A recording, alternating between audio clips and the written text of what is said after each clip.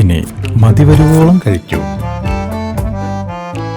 The salt restaurant, Panampilly Nagar, Kakkanad, Thoppumpady.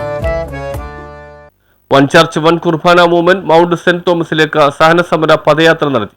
സിനറ്റ് മെത്രാൻമാർ zero Malabar സഭയോടും വിശ്വാസികളോടും നീതി പുലർത്തുക, സഭാ ട്രിബ്യൂണൽ വിധി കൽപ്പിച്ച ഫാദർ വർഗീസ് മണവാളിനെ ബസിലിക്ക പള്ളിയിൽ നിന്ന് നീക്കം ചെയ്യുക, ഏകീകൃത കുർബാന കാര്യത്തിൽ സിനറ്റ് തീരുമാനം നടപ്പാക്കാൻ സഭാപിതാക്കന്മാർ ആർജവം കാണിക്കുക, സഭാദിനമായ ജൂലൈ 3 മുതൽ മേജർ അതിരൂപതയിലെ തീർത്ഥാടന കേന്ദ്രങ്ങൾ, ഫെറോന ഇടവകപ്പള്ളികൾ, സഭാസ്ഥാപനങ്ങൾ, കോൺവെന്റുകൾ, ചാപ്പലുകൾ എന്നിവിടങ്ങളിൽ സിനറ്റ് തീരുമാനിച്ചതും വത്തിക്കാൻ അനുവദിച്ചതുമായ സഭയുടെ ഏകീകൃത സത്യകുർബാനയ്ക്ക് പ്രാരംഭം കുറിക്കുക എന്നീ വിവിധ ആവശ്യങ്ങൾ ഉന്നയിച്ച് സഭാ അനുകൂല സംഘടനകളുടെ സംയുക്ത കൂട്ടായ്മയായ വൺ ചർച്ച് വൺ കുർബാന മൂവ്മെന്റിന്റെ നേതൃത്വത്തിലാണ് സഹന സമര പദയാത്ര നടത്തിയത്. ബസിലിക്കയുടെ മുന്നിലെ രാപ്പകൽ സമരപന്തലിൽ നിന്ന് ആരംഭിച്ച പദയാത്ര ബസിലിക്ക അഡ്മിനിസ്ട്രേറ്റർ ഫാദർ തരിയൻ ആലിയത്ത് ഉദ്ഘാടനം ചെയ്തു. പദയാത്രയ്ക്ക് വിവിധ പള്ളികളിൽ സ്വീകരണം നൽകി. തുടർന്ന് പദയാത്ര സീറോ മലബാർ ആസ്ഥാന കാര്യാലയമായ കാക്കനാട് മൗണ്ട് സെന്റ് തോമസിൽ സമാപിച്ചു. സമാപന സമ്മേളനം ഫാദർ ജോൺ തോട്ടുപുറം ഉദ്ഘാടനം ചെയ്തു. വിവിധ ഇടവക കേന്ദ്രങ്ങളിൽ നൽകിയ സ്വീകരണത്തിന് father Vincent Chittilappally, advocate Joy George, advocate Mathai Muthiranthi, Cheriyan Kavalakkal, Joseph Abram, Tenson Pulickal, Kuriakose Pazhayamadam, Jose Parakkattil, Celia Antony, Joseph Ambalathinkal, Maria Xavier, Mary Davis എന്നിവർ പ്രസംഗിച്ചു.